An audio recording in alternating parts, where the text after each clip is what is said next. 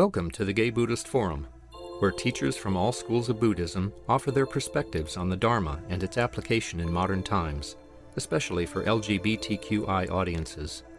These talks are offered freely to the world and made possible by appreciative listeners. If you would like to support our efforts to share the Dharma with underserved audiences, please visit gaybuddhist.org. There you can donate, find a list of upcoming speakers, or enjoy many hundreds of these recorded talks dating back to 1996. There's no gay men here. And I thought that's what I would talk about today, a little bit. And so there's no Eugene, there's no gay men, there's no men, there's no humans. A little bit I want to talk about the paradox of what's called in Buddhism the two truths. That there's relative truth and there's absolute truth. And I find these two truths very helpful in going through my life, day by day, moment by moment, as practice. And so the two truths are something like this. There is Eugene. There are gay men. There are men. There are humans. And there's no Eugene. There's no Clint. There's no Bill. There's no Peter. There's no... That there's a relative understanding of what's here, the relative expression of Eugene, man, teacher, the whole history of Eugene. And then there's a more absolute understanding, which is there's no Eugene here. Eugene's a construct. Eugene's a conceptualization of reality. Man is a conceptualization of reality. Teacher is a conceptualization.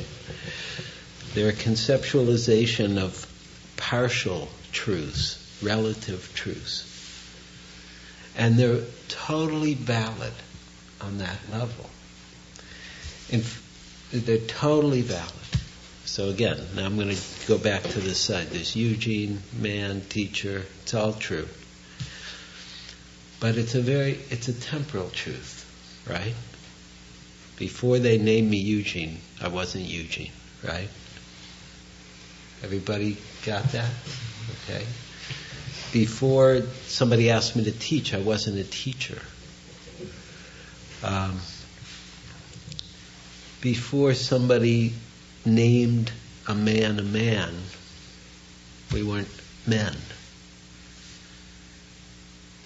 Before the conceptualization happens, there's something, but it's not the conceptualization. The conceptualization is part of the relative truth.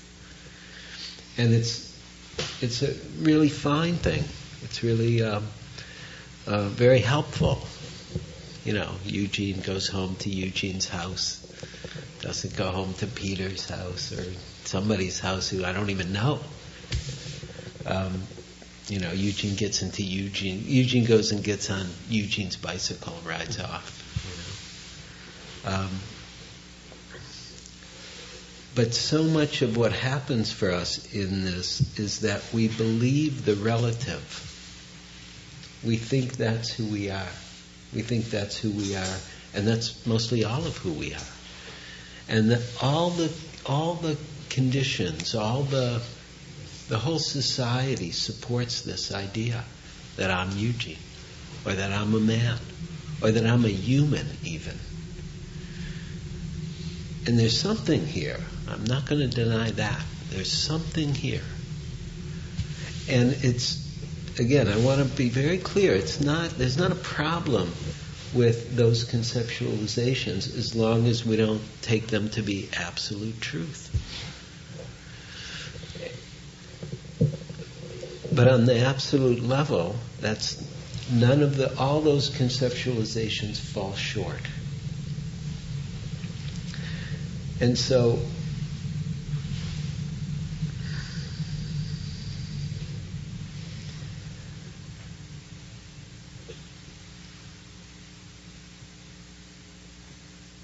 Here's one of the paradoxes of these two truths. Usually I say this more at the end, I'll say it now, which is the relative truth. Eugene, man, teacher, whatever, father,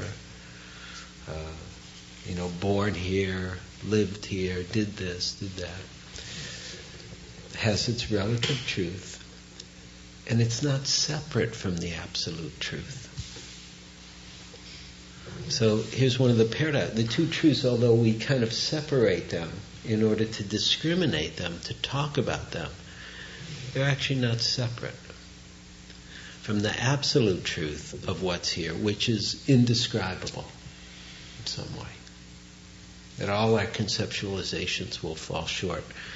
One teacher, Lama Yeshe,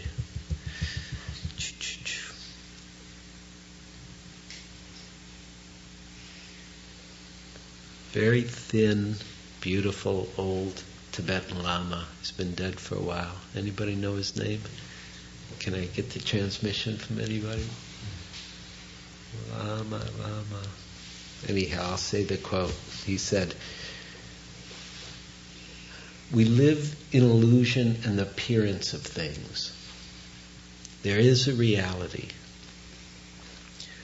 You are that reality. When you discover this, you will see that you are nothing. And being nothing, you are everything. That is all."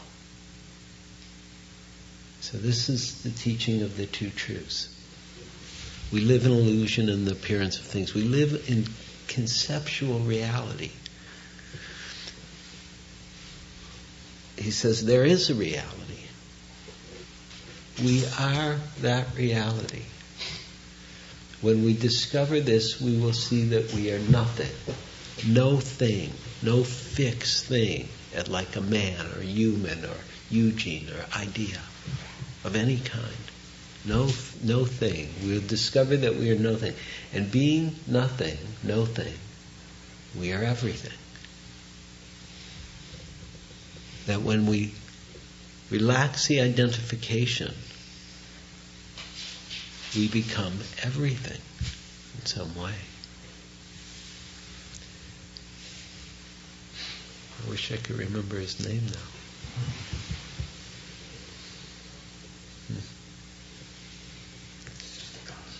It is. Now, very good. So it's just the concept. His name is, and he would agree. Here's the paradox, though. I'll say it from the Zen tradition now. It's actually a story in many traditions, but I know it from the Zen tradition.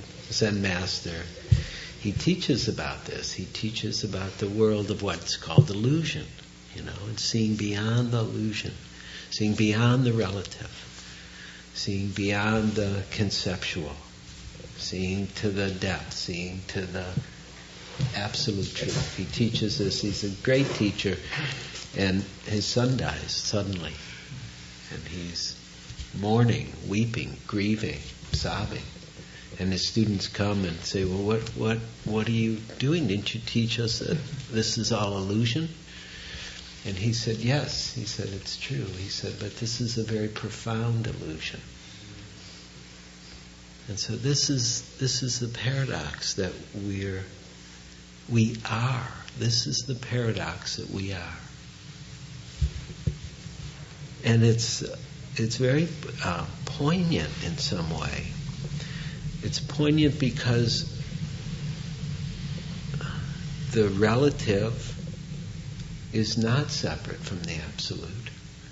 And yet we so often just see the relative. We don't see the deeper. We don't see the truth. We don't see that being nothing, we are everything. As we relax this sense of the conceptual, of the both sense of conceptualization of things, so that we can become no thing, and letting go of the relative identities or holding them lightly.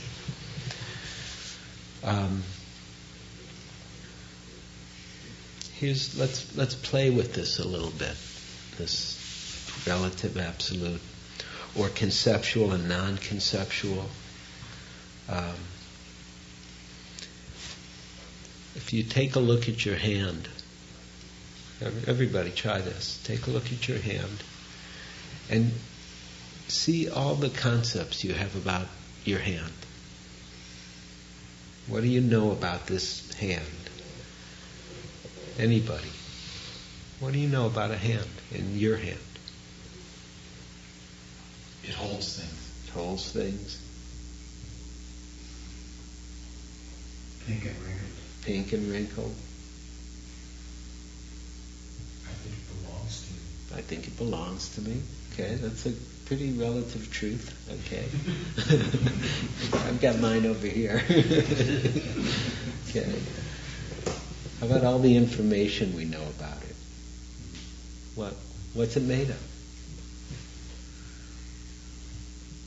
Anybody? Bone. Flesh and bone. Flesh, bone. What else? Tendons, cartilage, flesh.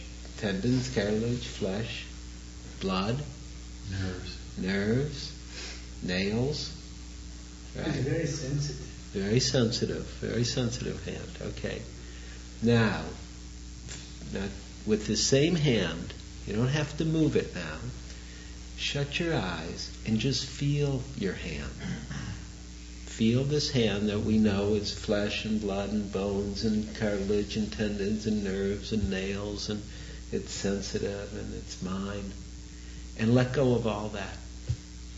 Let go of all those ideas, all that conceptualization, and pay attention to the direct experience beyond the concept, beyond the ideas.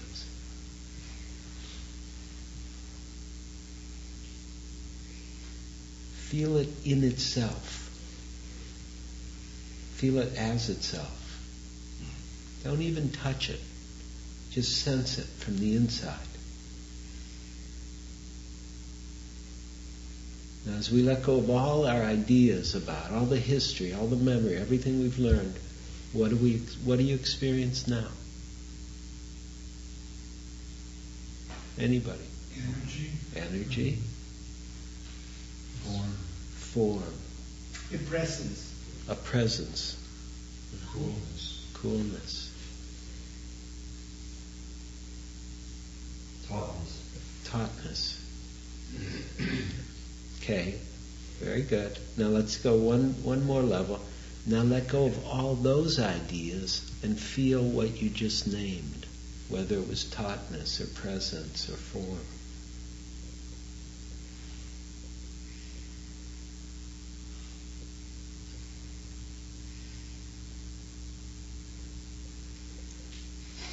What happens then?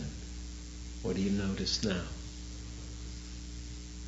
The boundaries are kind of relative. The boundaries are kind of relative. Energy. Just energy. Awareness. Awareness.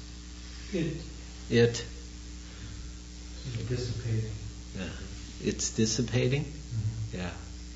Not so solid, huh? Okay.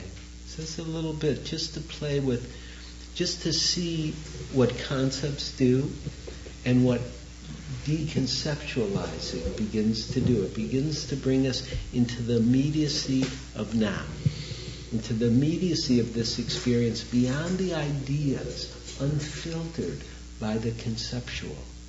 We move towards the non-conceptual. And in our meditation practice, that's one of the places we're moving towards.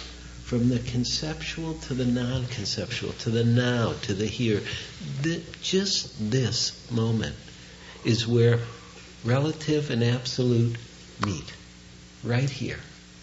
Through this human form that we call relative.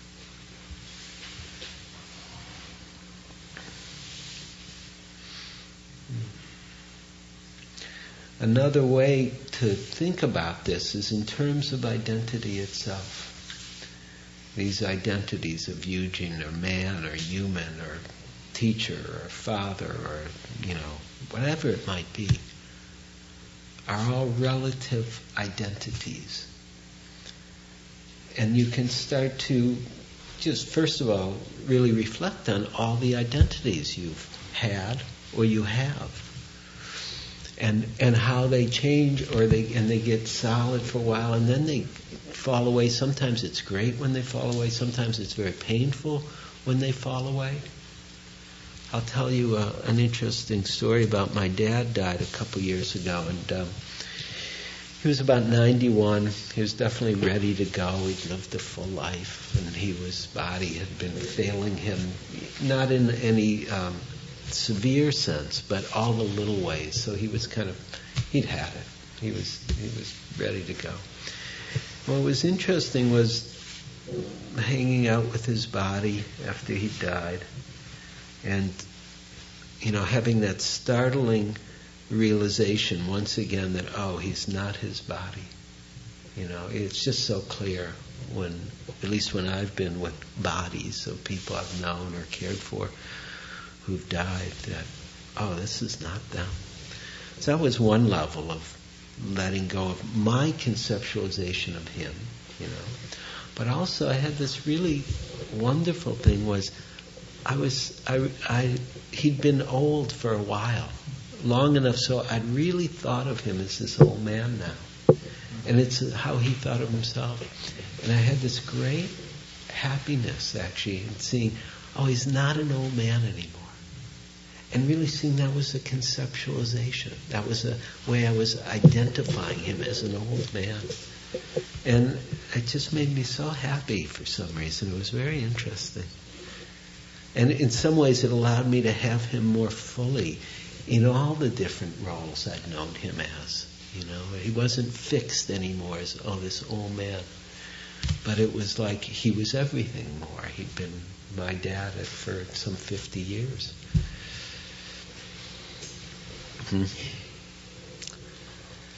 And again, the relative identifications are fine, they're important, they help us function in the world together in many wonderful ways. But when we hold to them so tightly, when we really think that's who we are, it's dukkha, it's suffering. It's not seeing the truth, it's not seeing the dharma of who we are in essence. This no thing that is everything.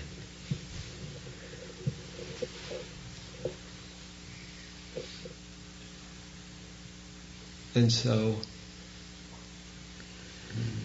how to do it?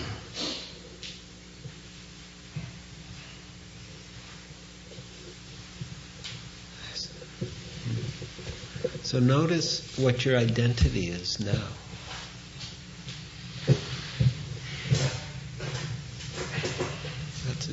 That's a good reflection. What's your identity now?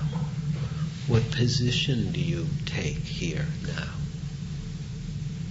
Even the identity as a meditator needs to be held very lightly, or as a Buddhist. You're not a meditator. You're not a Buddhist.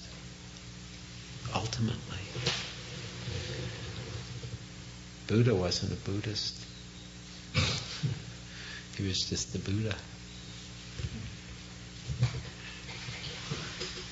And part of this paradox of relative and absolute, of identification and disidentification, is that if we over-identify, it's a prison.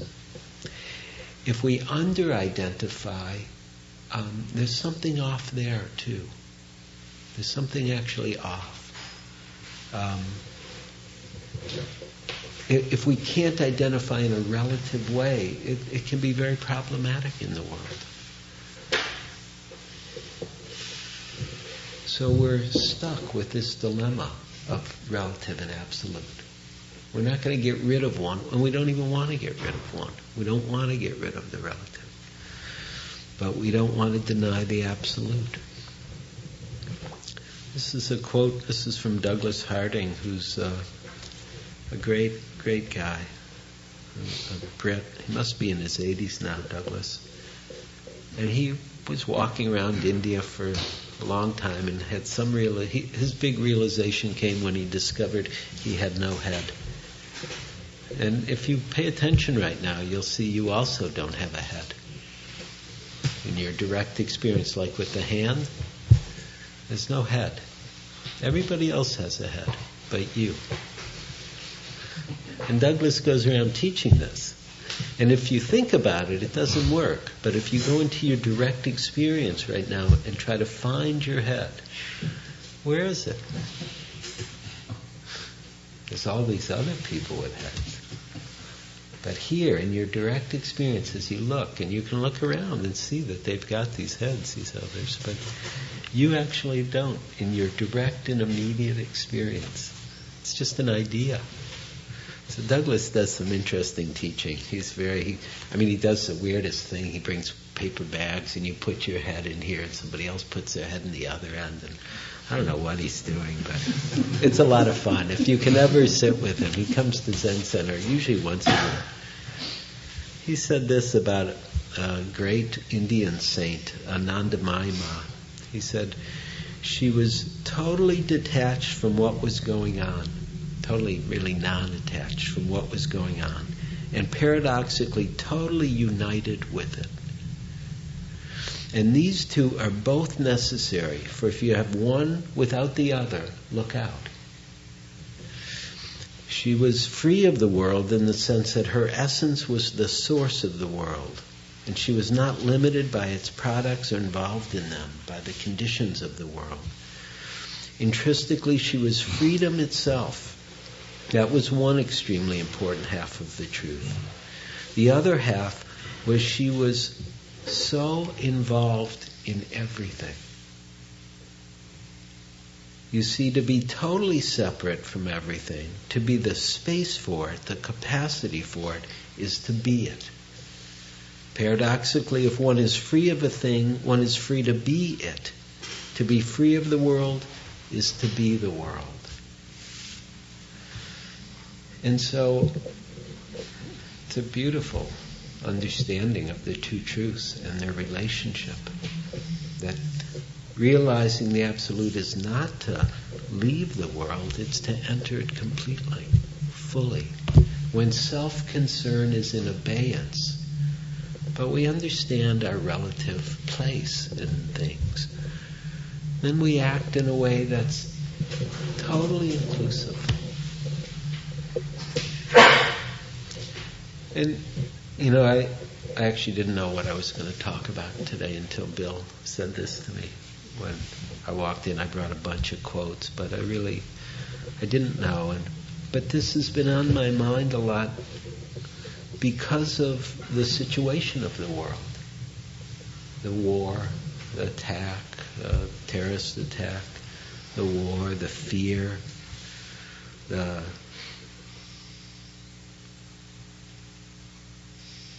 tremendous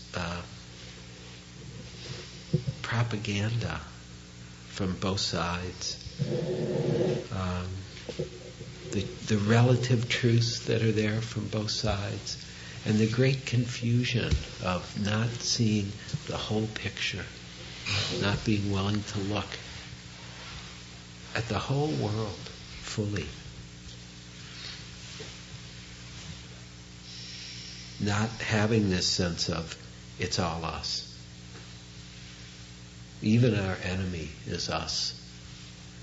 The Dalai Lama often talks about the Chinese by saying, my friend's the enemy.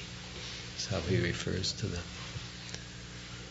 And at least for myself, one of the first understandings that I came to in Buddhist practice was, and I came from I'd been very involved in leftist politics in the 60s and had been a hippie and done radical political street theater and lived in a collective and on a commune and was very much us and them.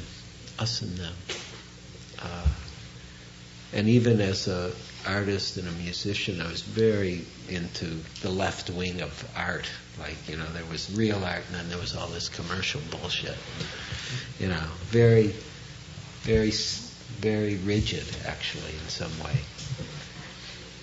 And one of my first understandings as I sat down is that there's no us and them. It's all us. Now, we may not like all of us, but it's all us. We might not be happy with all of us, but it's all us. We may disagree with us, but it's still us.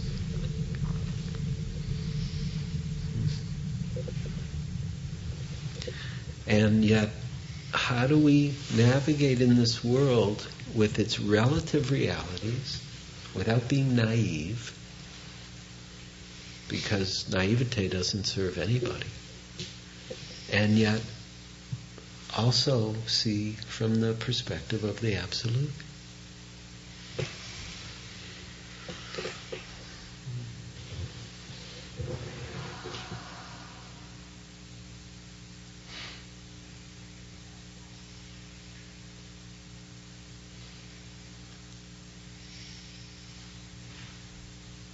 And so practice can bring a tremendous freedom,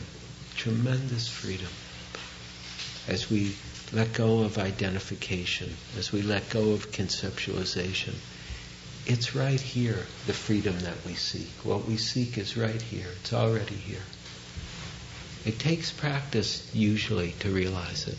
It's the rare being in the history of the world who realizes it without practice.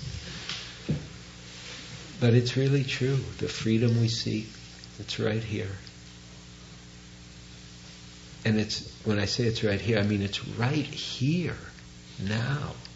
It's not far away. It's here now as we move beyond our ideas, beyond our conceptualization, beyond our identification, beyond all the conditioning. And yet, it's not in the least bit separate from us, from this human, poignant world. There's a beautiful haiku by Issa, Japanese poet, who suffered a lot in his life. Suffered as a child, had a family, had a number of children die. He really suffered. And he wrote this haiku after one of his daughters died. He wrote, the world of dew, D-E-W, the world of dew is just the world of dew. And yet.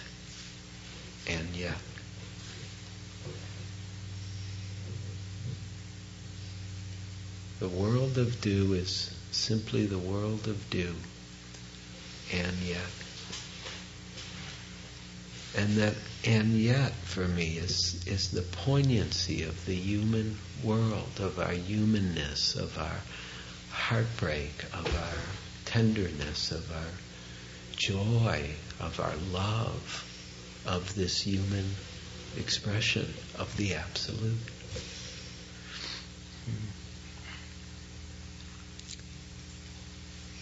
So I think I'll stop here. We can talk. Questions, comments, reactions, epiphanies. From memory, I've thought about this for a while. I've been going up to Spirit Rock on Wednesday mornings for maybe 8 or 9 years. And I remember the very first time I went up, and I was sitting there, and Wednesday mornings was the teachings about 85 to 90% women. Mm-hmm. There was a woman there, I'd never seen her before. And she talked a little bit about her situation for a moment, which was that she was facing some brain surgery, and it was very frightening for her, and she didn't quite know how to deal with the situation. And she just made it very visible, and she was just being very present with the unknownness of it all. And I was very moved by that. So one of the things that happened was I sort of looked at her, and the way I looked at her was a kind of, from my perspective, of honoring and wishing her well, because that was about all that I felt I could do. And so it was a little amazing to me later when I looked at her again and I saw her really scowling at me. But it, just didn't mean anything to me. So when I went up the next week and I wanted to say something, as my preface to what I wanted to say, I identified myself, for better or worse, as a gay man, and then proceeded to say something. So she came up to me afterwards. She said, I think I really owe you an apology. I said to her, well, how could you owe me an apology when we never even talked to each other? She said to me, well, I saw you smiling at me last week. And she said, I just really felt your energy towards me, and it felt really uncomfortable, and I felt that you were basically coming on to me, and here I am struggling to really be present with myself, and this is a meditation context, and I just felt how totally inappropriate it was for you to come on to me that way. It made me very unhappy. It made you very unhappy? It made her very unhappy. Now she had to deal with all this male unwelcome energy. So when you spoke today and you identified yourself as a gay man, it occurred to me that maybe I didn't quite understand where your energy was coming from. And that maybe what I was dealing here was not being as fully present as I'd like to be.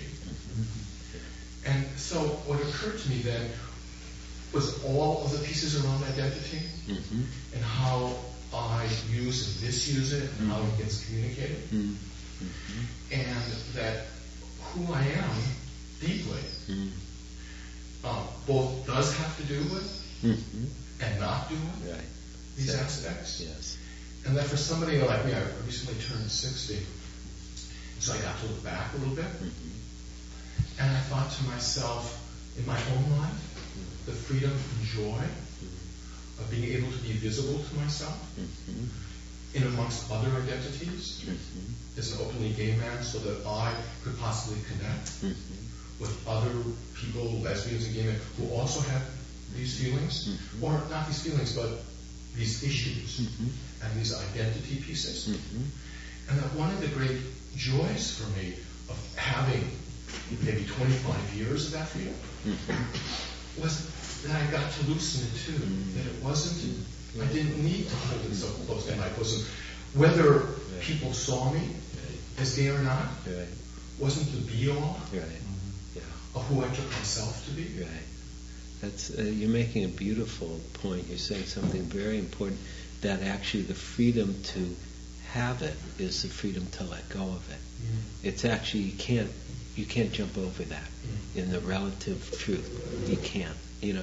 Maybe one in gazillion can do that. But generally, for most of us, before we can start to let go, we really want to embrace. And that's a very important point. And sometimes new students make the mistake of thinking, well, I should just let go of this and let go of this and let go of this. You can't do it mechanically. And actually, in embracing who we are fully, letting go happens naturally. And that's very, very important in how it works. It doesn't work to just say, well, I'm not Eugene and I'm not this and I'm not that. That's true. But that's not what allows for freedom. What allows for freedom is to open fully, to stay extremely present, and then it has its relative reality, and that's known. Very good. There's a beautiful, there's a tantric teacher from India named Devi who talks about this, and really points directly to that for new students, and says, embrace, touch the world, yourself, fully, and letting go will happen naturally. What struck me about your story is that you're using your identification as a gay man made a connection with her. Right. And to me, that's powerful. The identity was useful. Right. Well, the interesting thing for me about that part of the story is that she made up an identity for you that wasn't true. And we do that all the time for people. And that creates so much suffering between peoples. Because the other piece of it, what if it were actually true? That I were straight. Right. And that I was looking at her with exactly the same feelings of love and nurture and support. It was very different. With my well-wishing of her. It was easier for her to get to this piece. Right. Because she could see that as a gay man it wasn't quite so likely. That one of the major pieces was that, Well, she didn't know that you might have a little latent heterosexuality. And even I might not really know. And I would wait about sexuality. It's like, really, I mean, it's a possibility. I mean, I don't act on it so far, but it's very possible. And I have a little latent heterosexuality. Especially when identity gets a little shaky, anything can happen. You just never know where you might. Really. Actually, where you're going, David, so I'm doing that. Exactly. Thank you for that acknowledgement. There's a beautiful Zen poem that talks to this, how we create others' identities as well as our own. I hope I can remember it. It goes something like this. It's from Ryokan. He says,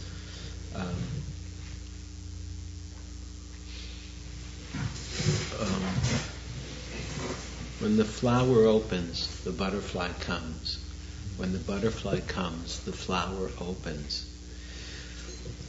I do not know, K-N-O-W, I do not know others. Others do not know me. Not knowing each other, we naturally follow the way.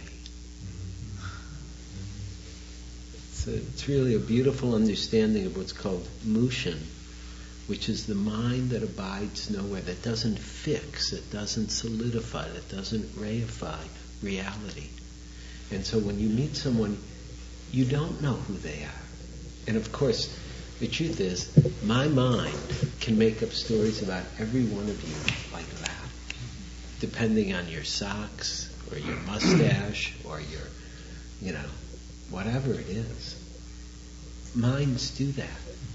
And so part of becoming present mindful in my tradition is to begin to see what the mind does so we don't have to identify with the mind. That I can see the story that I make up about each person. And I can do this, I'll be on a long retreat, I'll just see somebody's socks and I'll think, oh, why are they wearing no socks? They're probably wearing them because their feet are like this or something. I have no idea what's happening. Good. Thank you.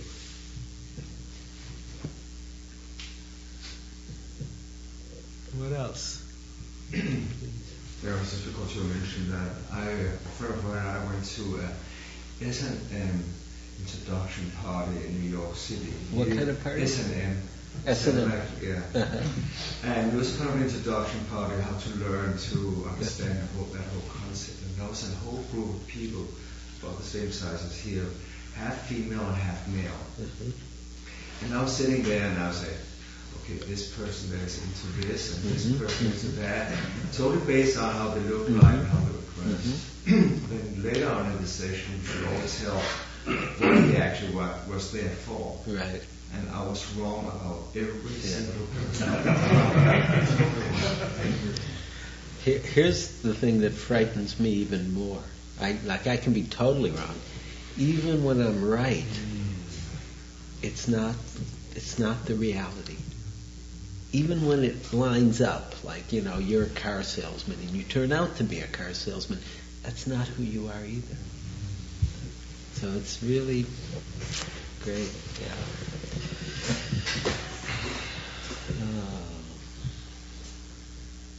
And, notice how you feel as we talk about identity. And we're, in some ways, we like our identities. We like them even when we don't like them. Let's put it this way. When they're familiar, it's very comforting.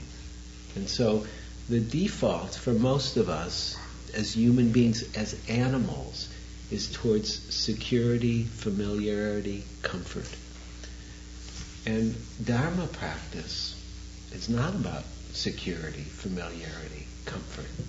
It's about unfamiliarity. It's about not knowing who we are. John Cage, a famous American composer who studied Zen, he wrote this great line about his work. He said, I'm trying to become unfamiliar with what I am doing.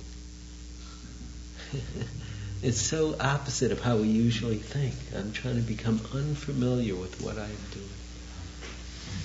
What about at Brown read a poem of Robinson Jeffers about Jeffers not liking anything that he made, didn't like himself very much, and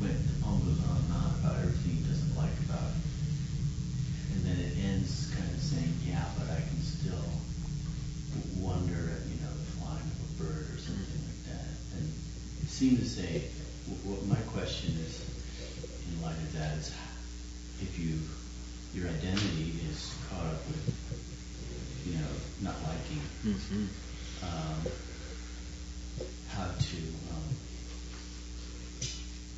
develop, not pushing the not liking away, being able to hold the not liking more gently. So you want to, when you sit, one of the things we want to do is watch our judgments of our sitting. Watch when we don't like a sitting, when we don't like a feeling, when we don't like a sensation, when we don't like our thought. And discover the space that is not the judgment. Like you're having a judgment, right? Okay, you're judging, oh, this is a rotten meditation. Anybody ever have that experience? I'm a bad meditator? Have you had that? Okay. How do you know that? Not how, excuse me. What knows that?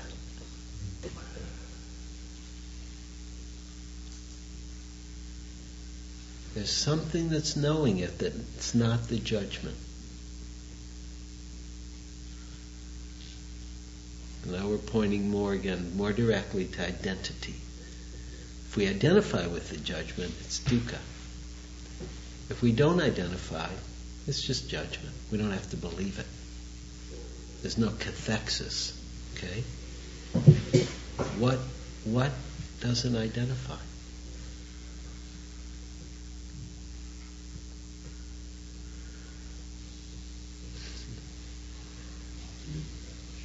How much We time? should wrap. I have a killer. I have a really good exercise, but we'll do Oh, it please. next.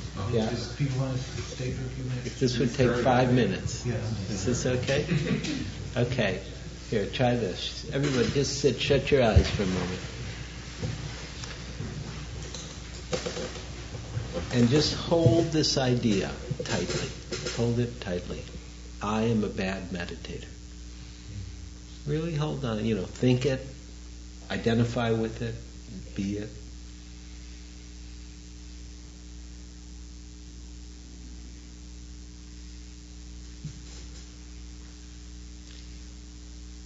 How does that feel?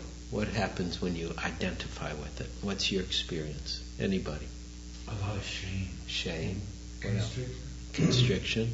Constriction. Frustration. Relaxation. Relaxation. Really? Protest. Pardon? Protest, yeah. Okay.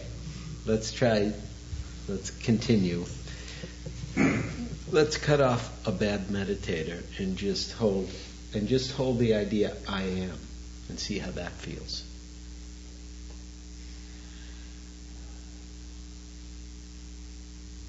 You've heard these words before. I am.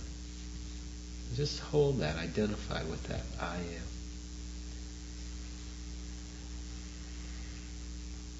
What's that experience like? What? Pardon? What? Okay. What? What else? Lots of options. Pardon? Lots of options. Lots of options, Anybody else? I am. What do you notice? Joy. Okay. Pardon? Certainty. Okay, very good. Peace. Peace. Okay.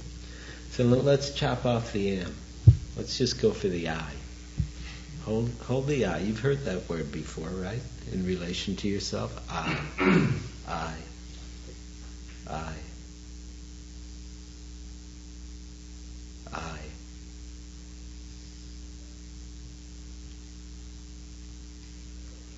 What's that experience like?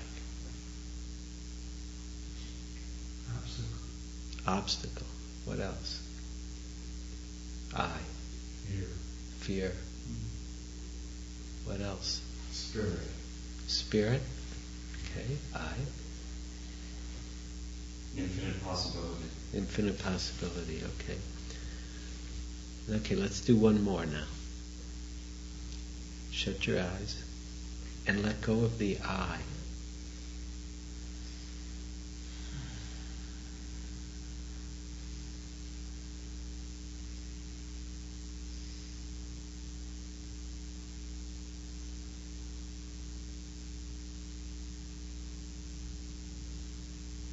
What's that experience like?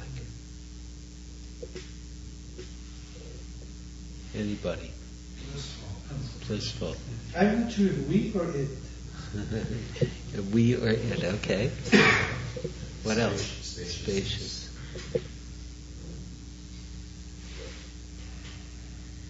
So now, has anything changed? Yes and no. Right. Yes and no. We let go of the I. Everything's here, but not that conceptualization, that identification. Thank you. Thank you. Thank you for listening to the Gay Buddhist Forum. If you would like to hear several new talks per month and be notified of upcoming speakers so you can participate live, please subscribe to this podcast, like us on Facebook, and join our mailing list by visiting gaybuddhist.org.